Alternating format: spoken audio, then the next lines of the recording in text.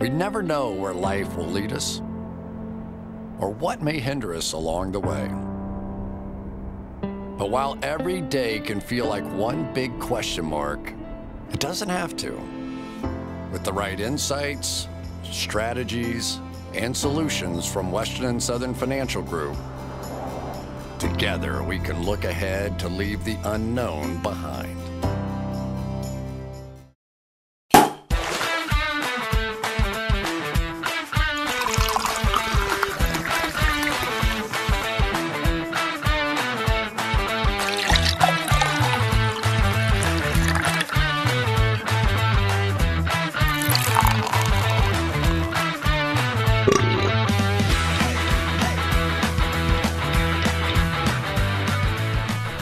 People don't know that we recorded that Monday episode before an absolute sender of a Memorial Day weekend. And I kind of wanted to start with a handful of stories here, if I could. Oh, we got stories. Yeah, we have a handful. It's not all we can tell, but we have a handful. Okay. Can we bring up the chick that will not be named, whose mom drinks 3 full bottles of margarita mix a week? Can we talk about it? Because we need to talk about it. I need a postmortem. We met a girl who thought that was a good idea to tell us. Like she doesn't, her mom doesn't even drink like the tequila version. It was just the margarita mix. Just the margarita mix. She's like, yeah, my mom goes through 3 a week, and she had like a mini shooter of it. And I was like, is she alive? I don't know. Like there's so much sugar and garbage in those margarita mix things. Yeah, I can't imagine. One, like buying those margarita mix things, they're trash. You might as well just buy like a tub of sugar and pour it in water. And that's like about the same. It's absurd that she mentioned that. I could not believe it. The other thing is Saturday, had a hell of a brunch.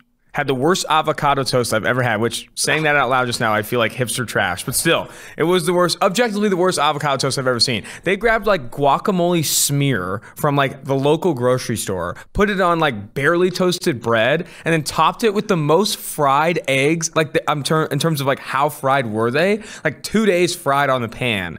And then they threw like a random slice of tomato on the side. It was the worst. It looked like Fire Festival. We went to a place that serves bottomless mimosas for $10. I don't know if what you expected, like culinary. They also had excellence Truly on tap here. If you expected them to have, I'm not even sure there was a kitchen in this place. Like you couldn't find the waiters came out of just like a door that led to, I think it was a closet. Who knows? Who knows? They were scraping fried eggs off the turf. But that same day, we went to Rosedale, nice day bar here in Cincinnati, and I was on a mission to put as many beer tabs as I could in your hoodie. You did not like this. Do that? I don't know why I did that. I was on a mission, but we ended up getting. You had immediate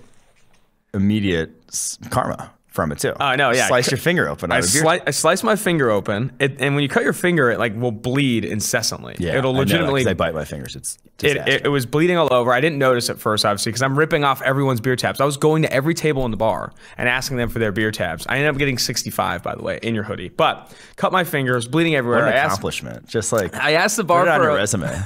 I asked the bar for a Band-Aid, and I can't put it on myself. I'm struggling to put it on myself. Then at this place, I went into the girls' bathroom and asked anyone I could to help me put this thing on. And it looked like a chainsaw massacre in the sink because I'm like spraying blood everywhere. But these two moms ended up helping me out, which was quality time. Why'd you have to go in the girls' bathroom? Because at Rosedale, the boys' bathrooms are solo, and I knew no one else would be in there. I was looking for bodies. Gotcha. I needed bodies. So it was a crazy weekend. Bounced back and forth, but it was a lot of fun. Why am I wearing the Sam Darnold jersey? Yes. If you're watching on YouTube, I'm wearing a Sam Darnold jersey.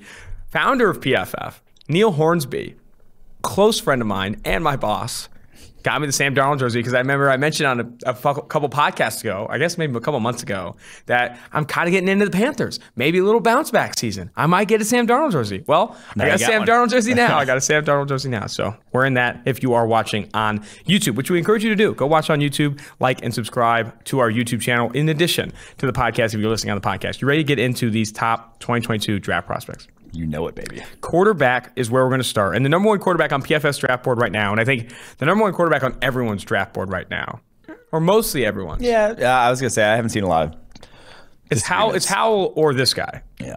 But it's Spencer Rattler, Oklahoma quarterback. Spencer Rattler, Oklahoma quarterback, guy that Canada arm. Some people are comparing him to Patrick Mahomes or a baby Patrick Mahomes. I think I've seen that article once or twice on the internet here. But Spencer Rattler, number one quarterback right now. What do you like? What do you don't like? I know you're working on the 2022 draft guide right now. Where are you at with Spencer Rattler? baby Patrick Mahomes, I can't get on board with that. It's just absurd. But he is kind of this sort of trend of we're going towards plays outside the pocket, plays outside of structure. Rattler's taken that to its extreme. He's the exponential curve just going to the moon right now, because his game is damn near all outside of structure. Like, there's very few. The vast majority of his plays are, like, his big plays are outside of structure. Like, he had the highest grade outside the pocket after Zach Wilson last season. Like, he is exceptional in that regard at creating on his own. Now, the inside structure, some of the bad decisions with football, like he got benched against Texas, I believe, this past year. There's still some bad on his tape, but he's a true sophomore. For a true sophomore, what he can do from an athleticism perspective, arm perspective, there's a reason why, like I said, or you said, I think everyone has him as QB1 right now. And looking at his grades this past year, a 92.5 PFF passing grade on over 370 dropbacks. And I think what's interesting, too, is his big-time throw rate, 9.4%. Very high for Spencer Rattler, 32 total big-time throws. And after the Kansas State game, where he had 4 turnover-worthy plays, one of his worst games of the season, really kind of turned it around. He didn't only have, 8 more turnover-worthy plays after that. I'm interested to see how much those percentages change. I think when you're talking about when anyone's getting baby Patrick Mahomes, I think you got that outside of structure stuff, but also a lot of risk throws. Like, Patrick Mahomes will always have a higher percentage of turnover-worthy plays than an Aaron Rodgers or Drew Brees. I know Drew Brees isn't playing anymore, and maybe Rodgers isn't either, but still, it's a different type of quarterback. You know, when you're Patrick Mahomes or a Spencer Rattler, even Jameis Winston, like, you're chasing these deep throws all the time. You're going to put yourself in a position where you are more often throwing risky passes, and I think you saw that in Spencer Rattler's tape. I also watched QB1, that series of him in high school, and I've heard some things about his background being kind of a douche. I will say on QB1, I'm sorry, kind of comes off a little like a douche. Like, he kind of is I gotta watch it now. He's kind of got the opposite of a chip on his shoulder. He thinks like he's on a pedestal. I feel like you can tell he knows he's the shit. Like, and I think that is interesting. I think there's a handful that could rub some people the wrong way. But again, that's just reading into the background, which I always do. But still, it's an interesting background on Spencer Rattler, who's been like the guy for so long. Sorry, I wasn't really listening. I was trying to think of like what would be the opposite of a chip on a shoulder. Like, what's the chip on under your feet? That makes no sense. Dip on the shoulder. There's no dip on. All right, let's move to the next quarterback here. Spencer Rattler. Couldn't think of anything good. Spencer Rattler, number 1 quarterback on PFF's draft board here. Number 2, Sam Howell of UNC. The biggest question mark I have with Sam Howell, and I know a lot of people like what he did this past season, is can he maintain a high grading profile, high production at UNC with so many pieces lost? You know, the 2 running backs are gone. De'Ami Brown, Daz Newsome. This is going to be a completely different offense. The only kind of constant there is Sam Howell. Yeah. Now I thought he even took strides in terms of his accuracy this past season, which you needed to see. Like, that's good. Like, he had shown improvement, but I think this next year is going to be very key to his evaluation. Well, hell, obviously, it's going to be his last year of college football, or could be his last year of college football if he does declare. But it'll be because he doesn't have quite the blue chip type of talent surrounding him. Like, if he's successful, a lot of it is going to be on his right arm.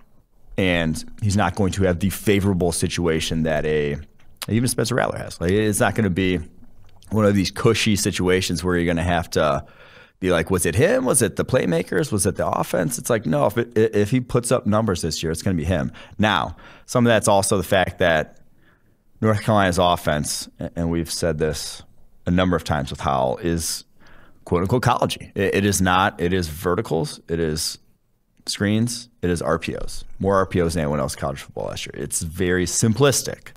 It's not going to be a one-to-one translation of he plays well in that, he's going to play well in the NFL. And it's going to scare, I think teams are more not as afraid of that. Like, it's getting less and less of a big deal because a lot of that same stuff is being utilized in the NFL. But it's still a deal when projecting to the league. And so I feel like right now, if we're drafting, I would take, Spencer Rattler number 1 overall. I'm not sure I would take Sam Howell number 2 overall. Like, I'm not sure. Like, I wouldn't put him at that level of franchise quarterback type of prospect. This isn't a Lawrence Fields, you're not going to have them stacked right now. Right now, obviously, things can change. This is still so early in the process. Sam Howell, 6'1", 225, listed on UNC's site there. An 83.3 grade in 2019, where he had over 450 dropbacks, and then this past year, improving on that, 91.5 PFF passing grade. You like to see that trajectory. We talk a lot about grading progression. I mean, at all positions, but when you look at the quarterback position, a lower rate of turnover-worthy plays this past season, a higher number of big-time throws, and a higher rate. Like, this is getting better. Now, can he do it without the weapons around him? Can he continue to have that success? Because if he does, he does enter that conversation of, is he the number 2 overall pick, or could he compete with Spencer Rattler to be the number 1 overall pick? All right, moving now to, and I was surprised here. I thought your number 3 QB was going to be a little bit of a different name. I thought this was going to be Slovis. I thought this was maybe going to be Strong, Daniels, but no, Liberty, baby. Liberty, Malik Willis, guy who I think might be the hashtag fun to watch, most hashtag fun to watch player of all these college quarterbacks right now. Like, he is electric. He kind of moves like a running back. He's kind of built like a running back and has an absolute hose. Yeah, he's the most physically gifted quarterback in college football. I think that's not really a debate. And it's also more indicative of just how I feel about this quarterback class than after. Like I said, I wouldn't draft Howell number 2 overall, and then there's no other guy I'm like, I would take in the top 10 to 15 to 20. Like, there's no other guy I really feel great about a first rounder. Now, could get there. You have some talent in this class. Like, you got guys who have been starting since true freshman year, like Slovis, obviously Howell.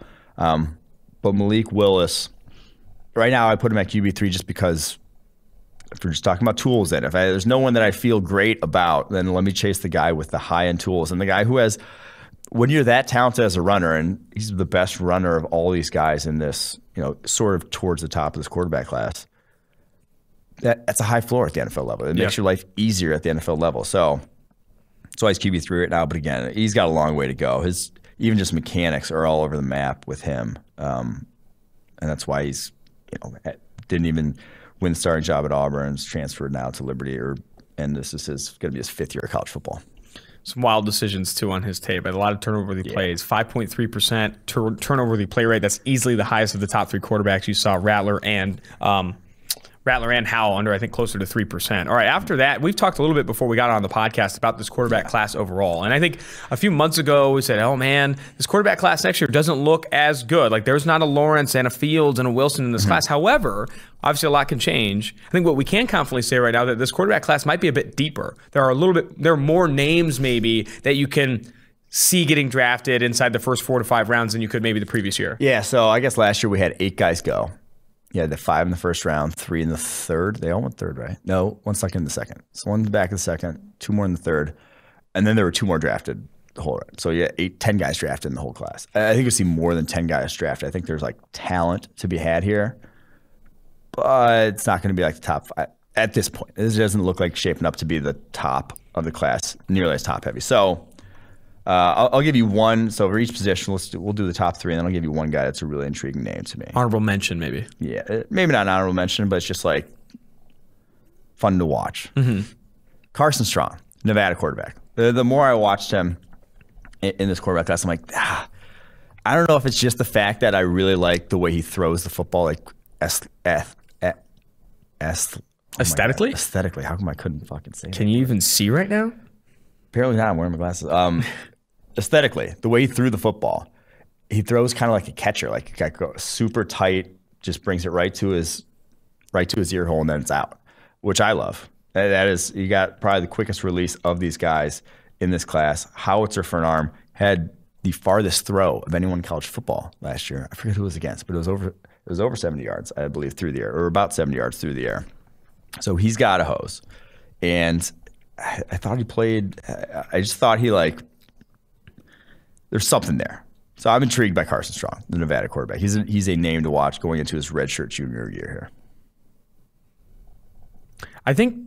So what about Keaton Slovis? Can I ask you one more question about the quarterback group here? Keaton Slovis, I think, is someone that Anthony Tresh in the past has said he's going to be 2022 number 1 overall pick. And there are still people that are really high on Keaton Slovis at USC. I think you look at this. I saw him hedge on that. What did he say? He said he's going to be number 2 overall now or something. Oh, did he hedge on that? Or he said he'll be he's next after Rattler or something. Oh, no. Here come the hedges. He's already here come the hedges. Down. But what in your opinion does Slovis need to improve on to enter at least the first round or top of the first round conversation? Because you look at this past year, did not progress significantly as a passer, just an 80.1 PFF passing grade, only 12 big time throws on the year, under 4.5% big time throw rate. And again, we mentioned big time throws a ton, and it kind of sounds like it's a terribly named stat. Can I say that? I hate the name of that stat, but it is PFF's highly graded throws. PFF's highly graded throws that get graded at 1, 1.5, or 2. So we grade every single player on every single play on a scale of -2 to +2 at 0.5 levels. You get a 1, a 1.5, or a 2, it is considered a big-time throw in PFF's grading system. And you want to see a high percentage of those. Throws. You like big-time throws? Shout out to C-Pal, because it translates big-time blocks, big-time whatever. Anything you want, you can have a big-time version. Okay. But anyway. I like it.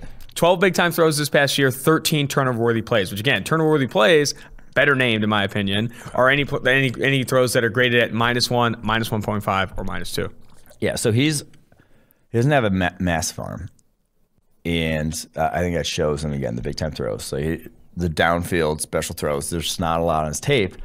And then very accurate with football. He was stupid accurate in 2019. Yeah, I mean, most he is accurate a very quarterback, accurate quarterback. And he's accurate at the intermediate level. Like, that's where you'd like to be accurate. But then also the bad decisions. And so, like, that can be cleaned up. But it's like you're kind of just working with a limited tool set at this point. But accuracy is a very, very good starting point. So we'll see how he progresses, because there wasn't a ton from 2019 to 2020. All right, shall we get to the running backs here? Take us with our first running back on PFF's draft board right now. First running back on PFF's draft board will be Iowa State's Breece Hall. His balance is out of this world. So he's 6'1", 215, which, like, usually 6'1" dudes don't break a ton of tackles. Like, it's tough to stay on your feet when you are so high cut. Jesus. Sorry about that. Oh my God, wait. We didn't even say it. Oh, my tattoo. Yeah, I was going to mention it, because if you're watching on YouTube, I'm like wearing these shorts that look like they're very short, but it's I'll show on the video here. Got a tattoo. I don't know how close I can get, but yeah, I got the office tattoo. He went through with it. My God, it's massive too. It is and massive. It's going to show, like, anytime you're wearing shorts. It's going to show all day long. Your mom's going to see it the most. All right, go ahead, Breece Hall. All right, Breece Hall. So, again, like, high-cut running backs usually don't break a ton of tackles, but he does. He broke 63 tackles, 280 attempts this past season. Runs with power. He's 6'1", 215. His, like, one-cut suddenness is exceptional at that size. Did not run behind a good Iowa State offensive line. Still averaged 5.6 per carry last year with 21 scores. He's got that it of what it takes to be a good running back, where it's just the guy doesn't want to go down. What's funny is that, you know, when Anthony Tresh had the top 10 returning college running backs here, he didn't even have Breece Hall all that high. He had Tank Bigsby up there. He had Deuce Vaughn, who is, like, agreed a fun player. Like, he's like 5'6" for Kansas State, and, like, he breaks a ton of tackles. He's loose, but man, in terms of, like, prospects, Breece Hall is easily that top prospect right now. And do you imagine this next guy here, Jerrion Ealy of Ole Miss? Do you think he could compete with Breece Hall? How close is this race? They're different types of running backs. Like, it's going to be the guy who's going to compete for Breece Hall in terms of, like, true running back one status. I think it's going to be Isaiah Spiller, who's third on this list. Texas back. Jerrion Ealy is a kind of cup of tea running back that I tend to go for. He's 5'8", 190. He's not going to be every down, whatever. But as far as scat back ability goes, he's exceptional. Like, can make you miss in the hole. Receiving ability, like, he's got that for days. That is what the kind of back you are getting in Jerrion Ealy. And he's got a little bit more, I think, home run ability than either Hall and Spiller. Not a lot of true burners towards the top of this running back class from what I saw in the returners here. So Ealy's probably got the best sort of, like, home run hitting ability of those dudes. And then let's talk more about Isaiah Spiller. And Isaiah Spiller is kind of your NFL very projectable running back. He's got the frame. Yes. 6 foot, 225, will run you over and just shred arm tackles left and right. Now, he is very limited speed-wise. Like, I will be surprised if he breaks 4.6. Like I think Breece Hall is probably a 4.5 guy. Spiller probably like a 4.6, and that's why I just shy away from guys who really don't bring that to the table because that's where the NFL is trending. Speed nowadays. But if you're fine with a guy that does run a 4.6, Spiller's going to be pretty damn good in that regard. Like he is the quintessential sort of power back in this class. I think PFF is ranking all 32 running back units either today or tomorrow. And I'd be interested to know from a roster building perspective what you would do as a GM if you're building a backfield. Because I think the San Francisco 49ers is where I lean. Not how much they've paid, like paying for Juszczyk, paying for McKinnon and that type of stuff, but the types of backs they've gone after. Yeah. Like guys with like legitimate track speed is how I would do it. Like, I don't know if I am chasing 225 type of guys or guys that can be these quote unquote complete backs. I've had this rant before. Like, what does a complete back do for me? I don't want to play a complete back. I don't want to pay a complete back. I want to pay a host of guys that are replaceable and just have a ton of speed and can do things well when my offensive line is blocking correctly. Yeah. I've said, I think I said this when Zeke Elliott was coming out. Where it's like people raving about his pass blocking ability. It's like, that's fine. But do you really want like subjecting the guy who's the best at running the football for you to third downs, being on the field and like picking up blitzes and getting hammered? Like they're taking shots, unnecessary shots like that. I don't know. Maybe you do. But if I'm actually just running the football, I would like a guy who's dynamic with some home run hitting ability. Like said the 49ers do. If I was an OC, I'd feel confident about how I could create space for running back. I don't need him to be pounding it between the tackles. I think, like I said, yeah, the way the 49ers have built it is more how I lean at the position. I definitely take to the fact that being a complete back is not as big of a positive as maybe it's talked about. You're like, oh, he's a complete back. This is a guy you could take in the first 30, 40 picks. Like, dude, I'm staying away from him then. I don't want any, running back in the first 30 to 40 picks. I'm going to go chase these guys that I can get on day 3 or even after the draft that have a ton of speed and can do different things for me, keep guys fresh, all that type of stuff. All right, give me an honorable mention for the running back class in 2022. I'll give you an intriguing name here. Zonovan Knight. That is an intriguing name. NC State, and it's a cool name. Zonovan. Zonovan. Like Donovan. With a Z. He zigs. And zags sometimes. 48 broken tackles this past year on 143 carries. One of the highest rates of college football. He is fairly explosive. He runs a little high, though. I do worry about that. Doesn't lower his pads into contact. Could stand to do a little bit more of that, but another guy with some exceptional balance on tape. And not a lot of tread on the tires at this point. Only 280 carries through his first 2 years in college. So excited to see what he does if he gets a bigger workload this upcoming season. What about my guy out of Kentucky? It's not the last. I thought you were going to bring up my guy out of Kentucky, the stocky Kentucky back, Chris Rodriguez, 5'11", 224, 91.6 rushing grade this past year, almost average 4 yards after contact per carry. He's a chunker, dude. Yeah, you kind of love him. It's tough to bring down. But he's kind of like that.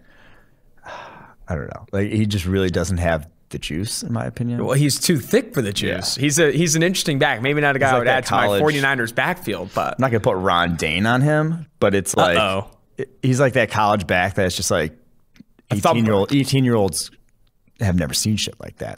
They can't bring him down. But I'm not hating on him too much. But he's just he's not up there with the top 3, in my opinion. Wide receiver group is up next here. Oh, buddy, I am a huge fan of this group right here. Garrett Wilson and Chris Olave are the number 1 and number 2 receivers on PFF's 2022 draft board right now. Both of them from Ohio State. I like Garrett Wilson over Olave. I know some people like Olave over Wilson.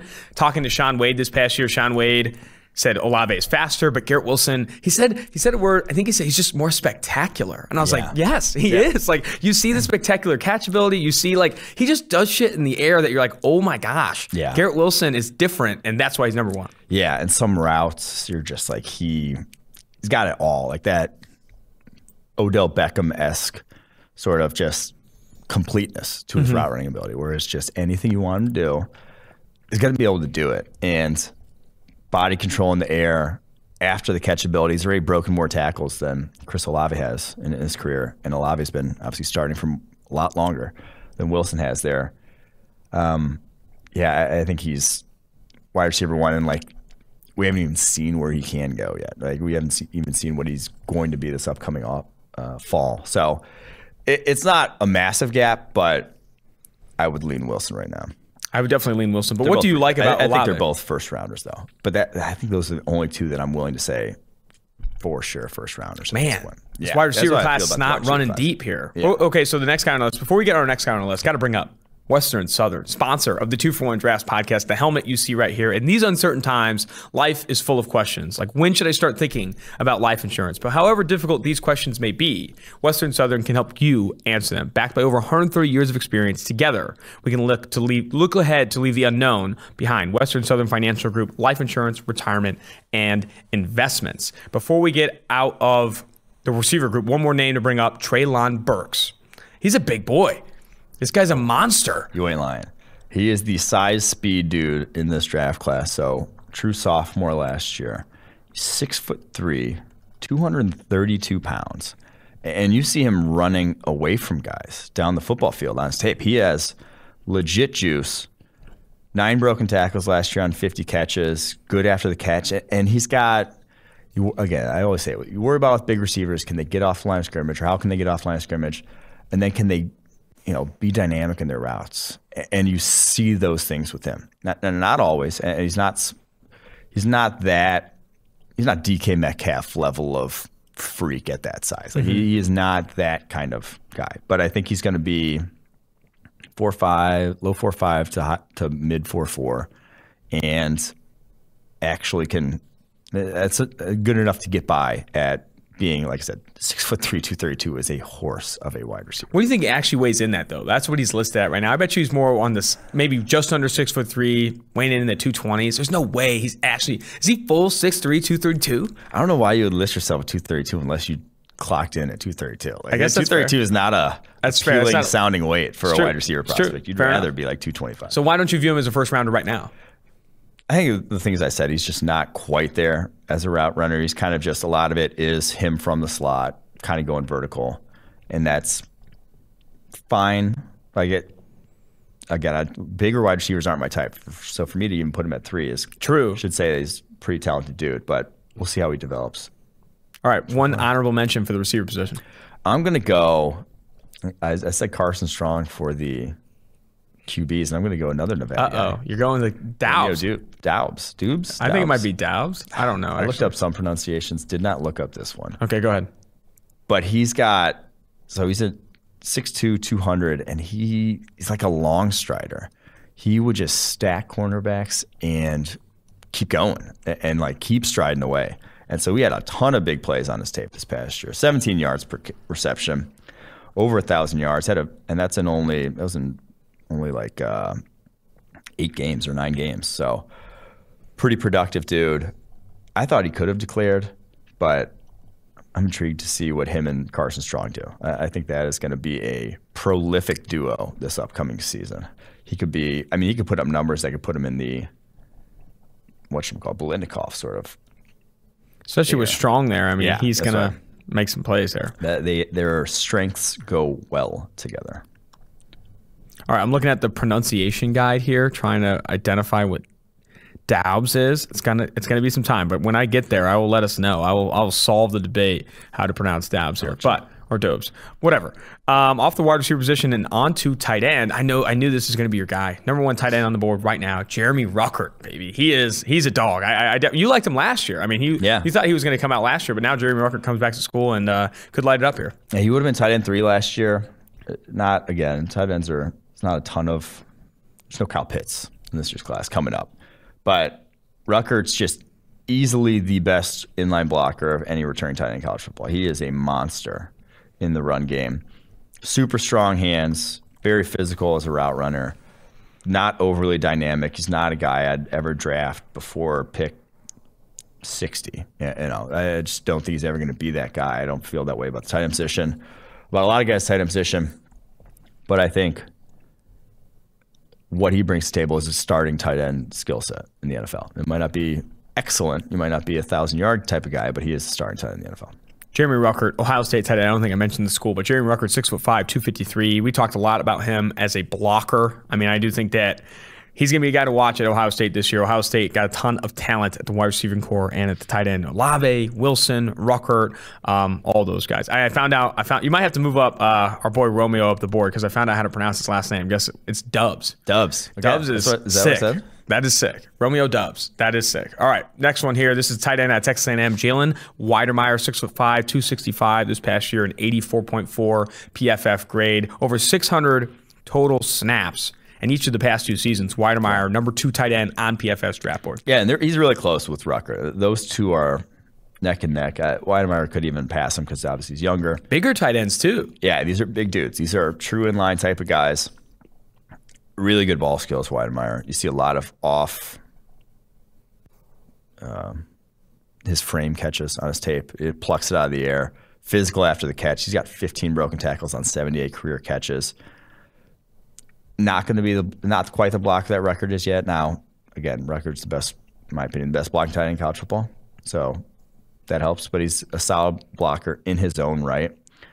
He's not going to be. That's not going to be an issue for him when projecting to the next level. So, like I said, those two guys are very neck and neck right now on the PFF, on the upcoming PFF draft board come next fall. All right, group of 5 guy next. Yes. Likely going to be one of my favorite players in this draft. Just kidding. I'm sorry. I hate myself. Isaiah Likely, tight end for Coastal Carolina, 6'4", 245. Wears number 4 for the Chanticleers. Our Chanticleers, a 92.3 PFF receiving grade this past year, 90.8 overall grade.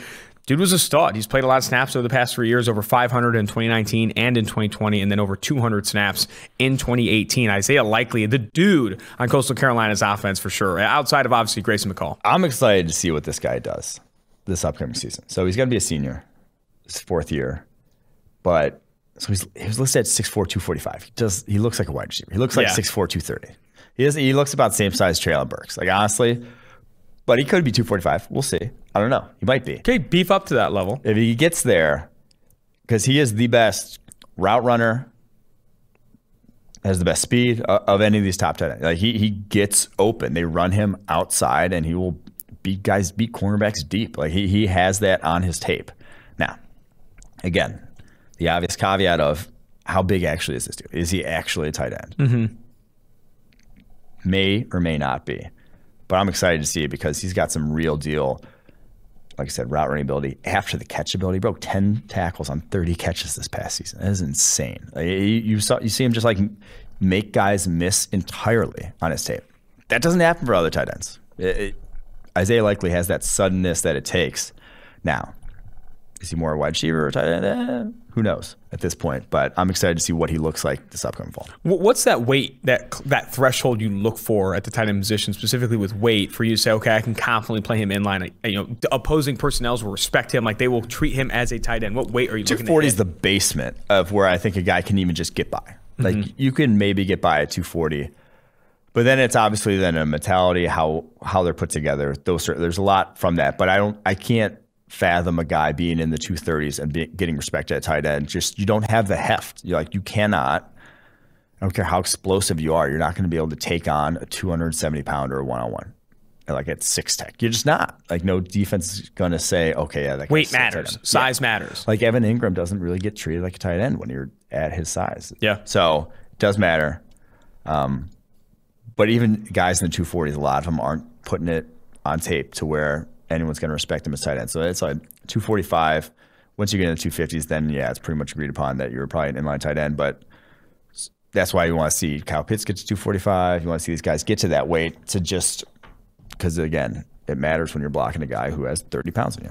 All right, just offensive tackle and interior offensive line left here. We're going to jump to our symbol partner. I was going to get the one more intriguing one name. more. Give us one more. One intriguing name, Trey McBride, Colorado State. We talked about him before last year. He was going to transfer when Colorado State wasn't going to have a season. Then Colorado State had a season, so he stayed at Colorado State. 330 yards in 4 games this past year at tight end. He's going to be one of the most productive tight ends in the country. Wow.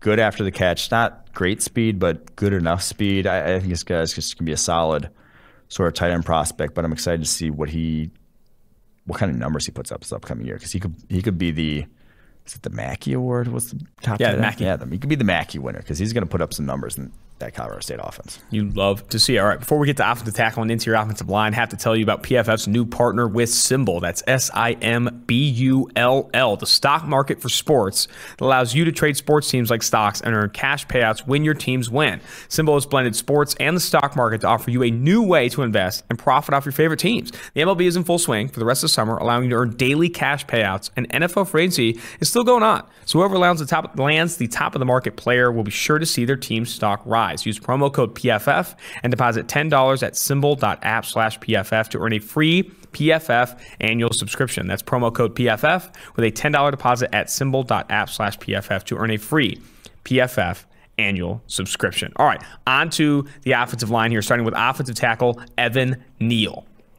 Yes, the Alabama right tackle from a year ago, the Mekhi Becton-esque sized tackle, 6'7", 360. He is a horse. Monster. The guy is a monster, and he is steady, athletic at that size.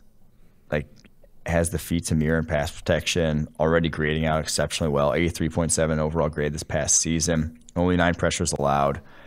Started at left guard as a freshman. Right tackle as a sophomore. Probably gonna be at the left tackle this upcoming year. He's really good. The guy is unsurprisingly a people mover in the run game as well. He's just the cleanest. There's some athletes in this upcoming tackle class. He is easily the cleanest of the bunch, though. I think now you have that opportunity to play left tackle in the SEC at Alabama. You show up, you earned an 85, 90-plus PFF grade. This is going to be quite the year for Evan Neal, #1 tackle on PFF's draft board. All right, next on the list. I think he's #1 on. I'd be surprised if anyone comes out. Especially when draft board and it's anyone other than Evan Neal. Because PFF, along the offensive line at least, factors in production so much more than other people do. Because not a lot of people have access to some of the production numbers that we do have, like true pass sets, pass pressure allowed on true pass sets, that type of stuff. So a lot of people aren't looking at that, more like game started and height, weight, athleticism. He has all of that, but if he also throws the production in, because it's the Mekhi Becton conversation. We were not super high on Mekhi Becton, despite him being one of the most the rarest people on the planet. And a lot of that was because of some of the stuff that we saw at Louisville and those true pass set numbers and those things. But next guy here, I was surprised to see him at #2. Jackson Kirkland, tackle, Washington, 6'7", 295. Only, I think, 4 games at left tackle this past year, an 86.6 pass blocking grade. I think I've seen his name float around a little bit. #2 tackle on PFS draft board right now. Yeah, so he was a guard. He started at guard as true freshman back in 2018 and as sophomore in 2019 behind Jared Hilbers and the left tackle who injuries just derailed his career. Who was that? Whatever. I know who you're talking about. Yeah. But I can't remember his name. I don't even think he made it to the NFL, sadly. But this past season at tackle, only 2 pressures in 4 games. He's got probably the best mirror of any of these dudes. Like, he has quick-ass feet. You see him jump set a 9 technique on his tape, and he got on this dude before he even got out of his stance. The 9 tech. I was like, damn, he can really move. He got screwed by the Pac-12 schedule. If he plays a full year with what he showed on tape this past fall, he probably would have been first-round conversation at tackle. But he only got 4 games. Yeah. And that's just going to be a tough sell. So that's why he comes back to school. But I think you're going to see a guy who's one of the best pass protectors in college football this upcoming season. And probably a first-rounder. I'd probably put him in that first-round conversation, even though he's kind of still on the slighter side, 6'7", listed at 295. He is slim for the position, but that's why he can also move. You're looking for that 320 number, man. You want 320. I think 320 is that tackle number where you're like, oh, buddy, he cleared that 320. He's got some size to his game, especially when you think about some of these athletic offensive tackles that have come out. Kirkland's never going to be 320. Yeah. But, there's not a lot of guys hitting even 300. Like David Bakhtiari's slimmer side for the position, he's 310. That's about where. Fair. Because size matters. Like, when you have that heft, we talked about it on the. When you have that heft, honestly, might need to be on a T-shirt here soon. When you got that heft, he's got the heft. He's got the heft. That's going to be how I describe overweight people now. He's got the heft.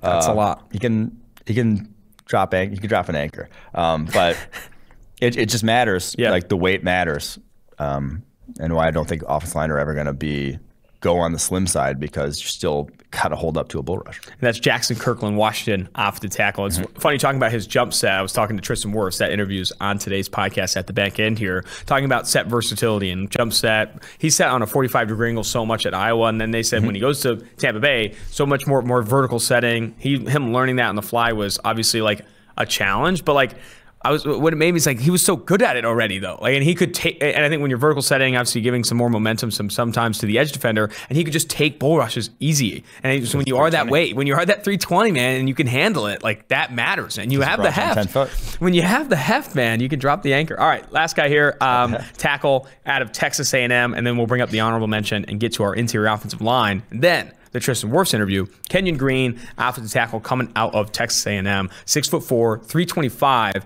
listed at right now. I think he played this past year, mostly at guard, left guard, 74.2 run blocking grade, a 69.4 offensive grade. Yeah, so he's a tackle in name only because he has yet to play a snap at offensive tackle, but he will be the left tackle this year. Played right guard as a true freshman, left guard as a sophomore. So he's 6'4", 325, and you would think this guy's 295. The way he moves on tape, he is just explosive. You see it from snap one. Just such an easy mover. Now, pass protection still a work in progress. He is a lungy pass protector. Few too many attempts at kill shots on his tape, but with his physical tools, the ease of what am I getting at here? His life's going to be a lot easier with how physically imposing this dude is. And like getting him to a point where he can pass check to high level is not going to take as much technique as it would, say, an Eric Swenson out of Oklahoma. Or like other guys who do not move like Kenyon Green does. So I'm excited to see what he does this upcoming fall. Now, I wouldn't draft him in the first round right now if I had to. If he comes out right now without another down of football, I would be terrified to draft him. But I think there's a lot of projection, and there's not a lot of guys in this tackle class that have kind of ticked the boxes yet. There's just the two that are above him on the list. That's it. It's still early. I mean, there's a reason the name of the episode is the early 2022 draft list. A lot. He's the Malik Willis of the tackle class. There you go. We have to see Kenyon Green of Texas A&M play some snaps at tackle. We have to see. I mean, even Evan Neal. You want to see him more play tackle and stuff like that. What's going to be your honorable mention here? Because I know there's some names. You mentioned Swenson. Charles Cross is someone people are talking about. Thayer Mumford out of Ohio State. But there's one name I hope you bring in as this honorable mention because he's graded so well, has so many true pass sets. But where are you heading? Oh.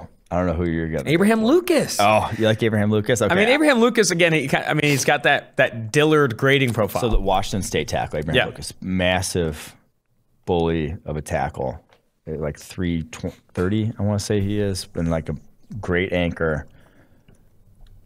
The guy I was going to go, though, but he's going to be a redshirt junior, Lucas is, this upcoming. The guy who's going to be a true junior, ascending prospect that I cannot believe I'm saying this is Zion Nelson, the Miami left tackle. Wow. Who, if you'll think back to 2019, week 0, it was against Florida, right? I think it was it was against Florida. When they had they had Zuniga and the West Virginia. He was a true freshman who had played tight end in high school. He earned a 0.0 pass blocking grade in that game. Gave up 2 sacks, 6 total pressures. It was a disaster. And I'm like, wow. What is this? What are they even thinking throwing this guy out there? True freshman that hasn't played tackle before. This past season, though, 78.7 pass blocking grade. I mean, he moves really well. He's a former tight end. So he goes from 46.8 pass blocking grade as a freshman, 78.7 this past season. I'm just like, if he continues to get bigger, and obviously he made massive. He looked like a tight end as a freshman. Looked closer to a tackle, but not quite tackle size this past fall. If he continues to get bigger and you see that progression, I'm just excited to see what he can do. Maybe a guy who's still more than a year away in terms of being a real deal prospect, but he's already made massive, massive strides at the position. So excited. Abraham Lucas, 6'7", 328, absolute monster with the most true pass sets of any tackle we've mentioned. He has played tackle and played a lot in like a true passing, true pass sets when we're bringing up like no play action, no RPOs, ball gets, ball coming out after 2 seconds, that type of stuff. And you see it on his tape. It's graded super well at Washington State. Lastly here, interior offensive line, starting with our guy, Tristan Wirfs. This is great lead in here. Tristan Wirfs talks a ton about him. He and him are best friends there at Iowa. Tyler Linderbaum, the center, who is an absolute dog. that I think has actually beat Tristan Wirfs in a wrestling match. And Wirfs is like an all-time wrestler. Yeah. Linderbaum has beat him down. Yep. They are. They're both physically just out of this world what they can do. It is, and you see the wrestling background on his tape repeatedly. He was, I believe, the highest graded center in college football this past year. I think he had a higher grade than 91.5 overall grade this past year, 90.6 in the run game, and he's doing it 6'3", 289. Yeah, he's still undersized, but now he's at the size where it's like you can get by at that when you are as explosive as he is. Also physical. I mean, you have the demeanor. You have like that. I feel like talk about a chip on his shoulder, guy who's been trying to like work up to a weight and work up to like a play style for a while now. And you see the hands like. The wrestling background come with just his grip strength. He does not let go of blocks often. Only 3 pressures this past season. He could have come out and, in my opinion, been up there with Elijah Vera Tucker for like top interior offensive. Really? He's that good.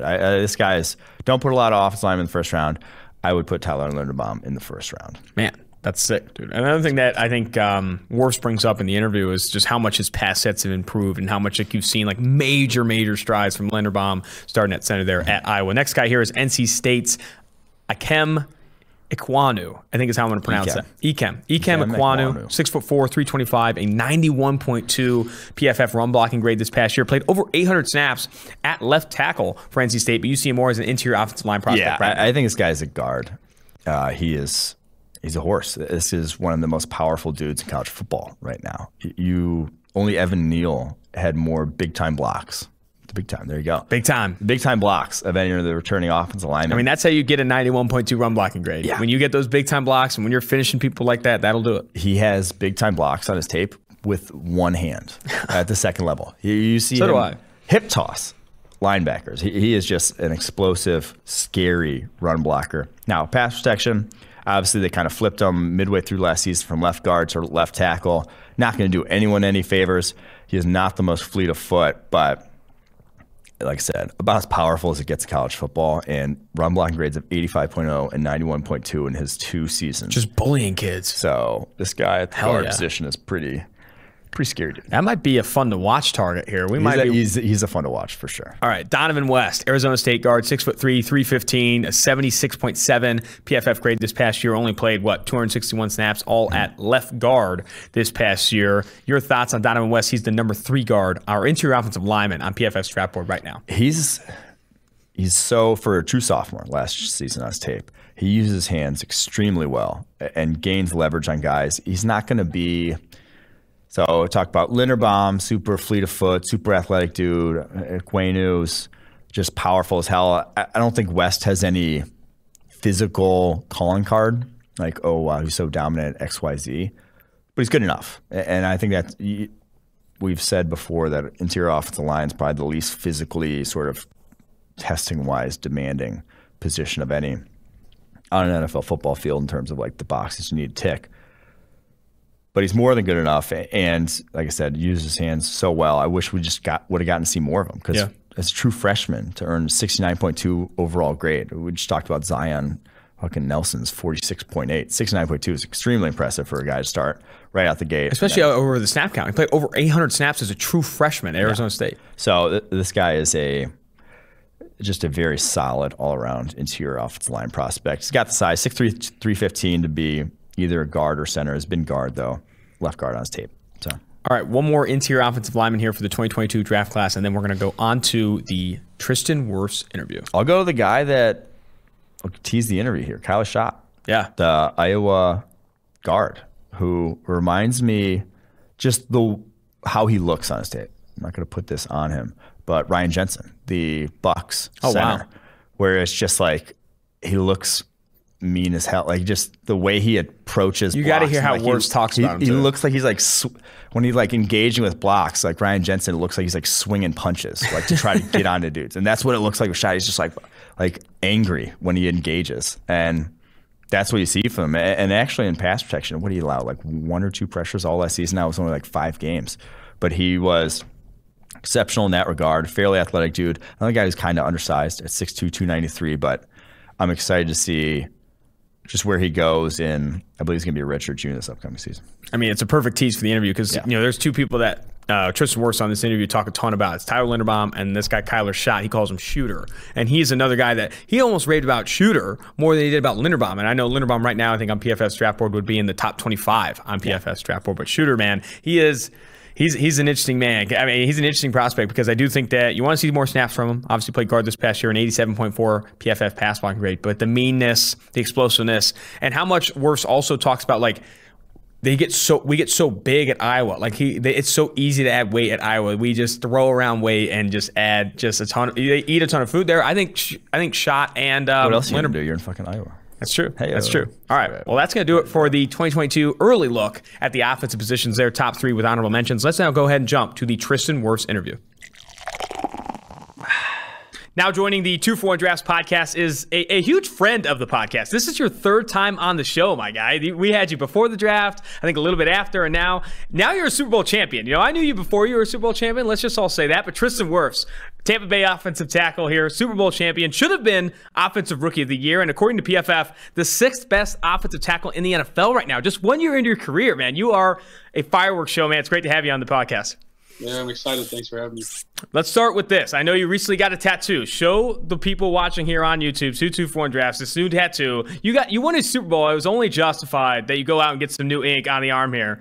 Fantastic, dude. I'm thinking about getting a tattoo myself. It won't be a Lombardi trophy, unfortunately, but we're hoping for something as good as that, man. That's awesome, dude. Hell yeah. I mean, it turned out so good. Well, no one probably listening has actually won a Super Bowl. I'd love to know, like, what are the first things you do after winning a Super Bowl? Because I do think, like, in the first few hours after, it has to be one of the most surreal experiences. Like, talk us through the confetti and hanging with the teammates and I'm sure champagne bottles, all that stuff. Like, what happens after you win a Super Bowl, especially as a young kid like yourself? Yeah, so the confetti was when it all kind of, like, set in for me because – I mean, with the score being what it was, like there was like a couple minutes left, and everyone was hugging and everything. And then I remember the clock hitting 00, and I kind of like didn't know how to react. Almost, I kind of was like looking around, and then we were out on the field, and the confetti went off, and like I get goosebumps talking about it. It's like you watch the Super Bowl every year, growing up, and you see the confetti, and then actually just being a part of it, like having the confetti fall down on you was just a surreal experience. That was amazing. But yeah, afterwards, it's just a lot of like out on the field, like our families got to come on. Like we've seen, BA was up on stage, Tom was up on stage, talking and everything. And yeah, in the locker room, I remember we went in the locker room, everybody had like the goggles, like the ski goggles. And yeah, it was crazy. Like it felt like that night just went on forever. Like it was awesome.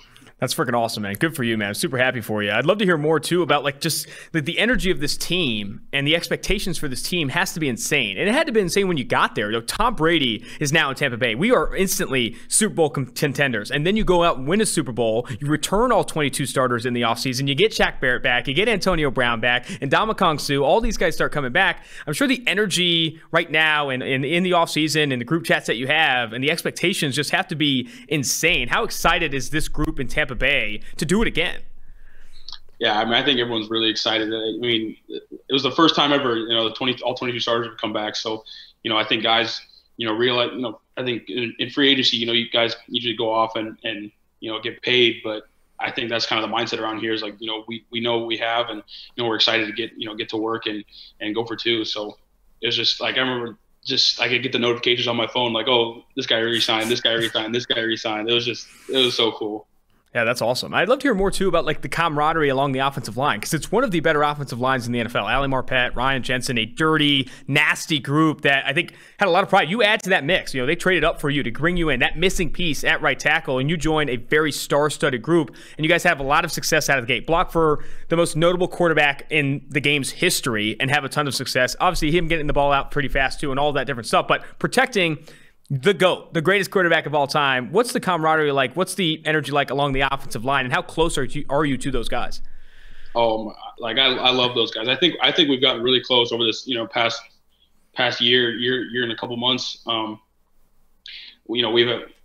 feel like we've made like 4 different group chats. Like we're always talking. And I remember just coming in last year, not really knowing what to expect, but like all those guys just, took me in with open arms. I couldn't have asked for anything better. Donnie was helped me out all camp. Josh Wells was helping me out all camp. All like they were just always helped me and everything. And getting in play next to Kappa was unreal. He helped me so much. And Jensen, you gotta love Jensen. And then like Allie, I think me and Allie got like a funny relationship because I always try to like get under the skin.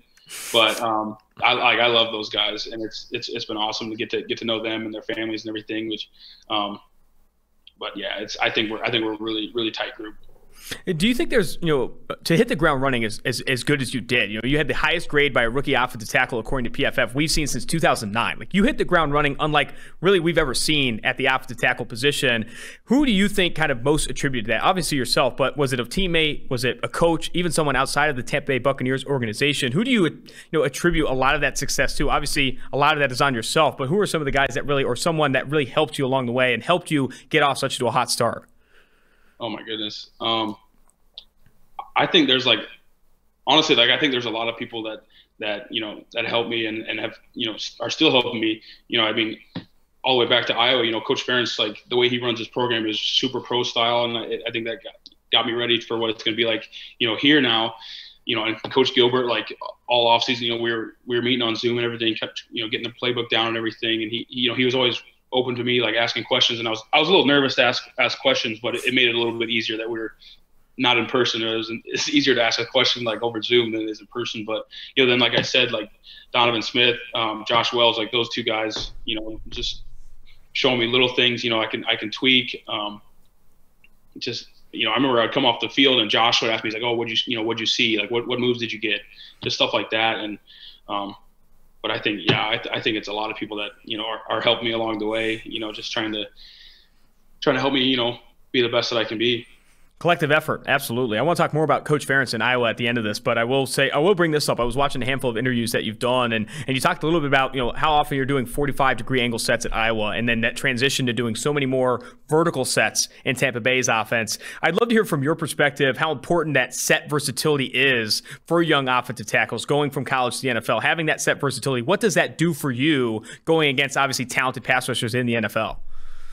Well, yeah. So I think that's kind of funny that I always set on a 45 when I was at Iowa, and I think it's just like that's just what we did there. We just set on a 45, but for me, like in college, like that's just what I felt most comfortable doing. Like I just wanted to get on the guy quick, get my hands on him, and I knew I'd be all right.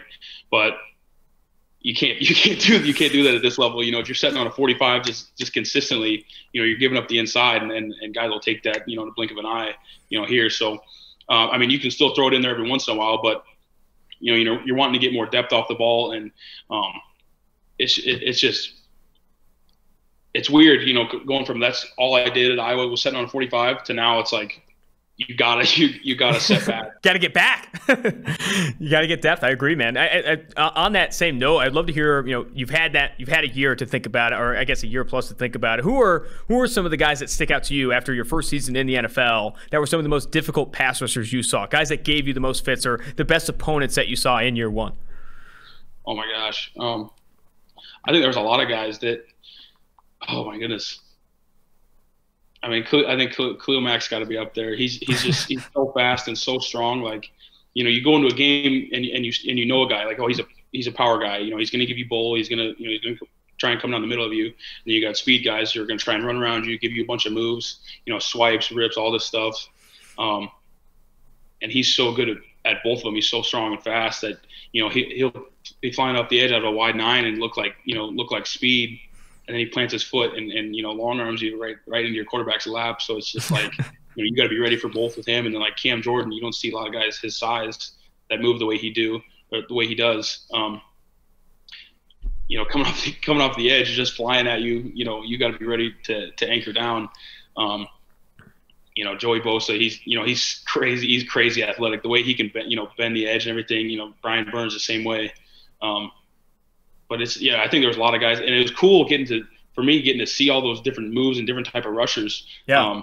I really like that. But yeah, it was crazy getting to go against all those guys this year. When we had you on the podcast before you were drafted, we talked a little bit about your preparation, how you prepare for certain pass rushers, what you look for on tape. How much has that changed since you've gotten in the NFL? When you're turning on the tape and you're looking at Joey Bosa, Brian Burns, Khalil Mack, these different pass rushers, how much has your preparation, maybe specifically on film, changed as you go into each game? I think from a pass rush point of view, it hasn't changed much because I'm still trying to look at what their go-to move is. If they get stopped on that first move, what are they going to second? How their first step is. But I think run game wise, it's changed a little bit in how how an offensive lineman changing up your stance or changing something will throw them off. So I think pass rush wise, it hasn't changed a whole lot.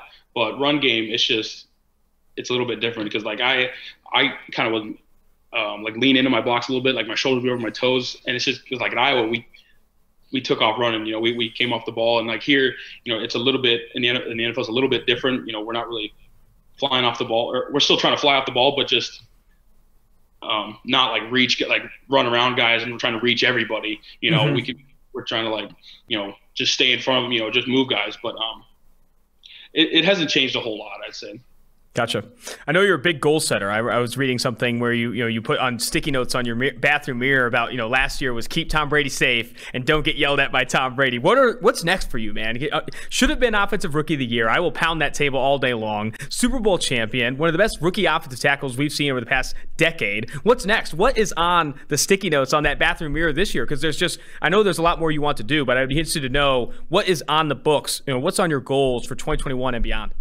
It's funny. I was just thinking about that the other day. I was in the weight room at Iowa, and since I came in as a freshman, I've always wanted my picture up on the wall there, my jersey up on the wall. And I was looking at it on Monday, and they got all the guys that made the Pro Bowl. They got all their jerseys in there, and I was like, I think that's what I'm going to write on my sticky note this year, because I want just being up on that wall next to there's got George Kittle, Marshall Yanda, like Brandon Scherf, guys like that are up there, and it's to go in that weight room and see that, and hope your jersey's up there one day next to those guys is pretty cool.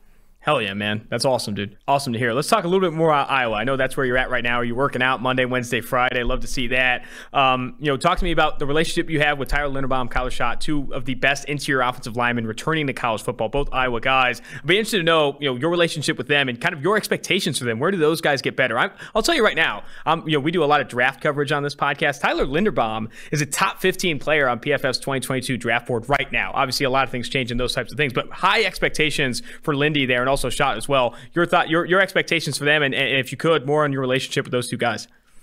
Yeah, I mean, my expectations for them is that they're going to go out there and handle their business. Like I've known those two guys for a very long time, and I know what they're about. And I don't think they're too worried about other people's expectations, but I know that the expectations they put on themselves is very high. So I think they're going to go out there and have a really great year. I mean, those are my boys. My buddy Coy. I lived with Coy and Kyler for 3 years. Those are my best friends. We just had Kyler's Coy and Kyler graduated. So we had Kyler's graduation party 2 weeks ago, and I love those guys. I mean, Tyler, he's a freak. Shooter's a freak. Shooter is Kyler. I'm sorry. Mm-hmm. But yeah, it's so cool to watch those guys now. And especially Lindy, seeing from where he came. I remember the first. Yes, exactly. I was going to bring it up. Yeah. The first bowl prep practice where he came over from D-line to O-line, watching his sets were so funny. But now, like, me and him were working the other day, and like his sets and everything, like the way he comes off the ball, it's just pretty smooth. And Shooter, that's my brother. I remember when he came, so he was a walk-on guy, and they called him like a week into camp and say, hey, we had a couple of guys go down, and they're like, hey, we need you to get here now.